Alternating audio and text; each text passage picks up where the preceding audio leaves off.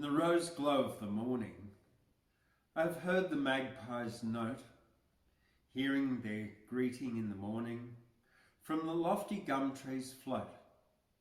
And I've heard them swiftly homing through the golden crimson west, thrill with song the dusky gloaming, when the Sun King sank to rest.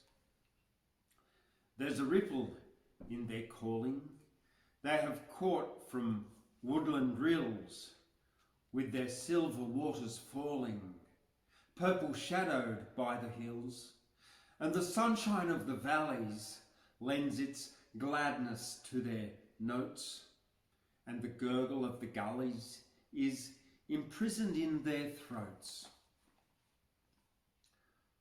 Thoughts they bring of waving grasses, rippling in the summer breeze.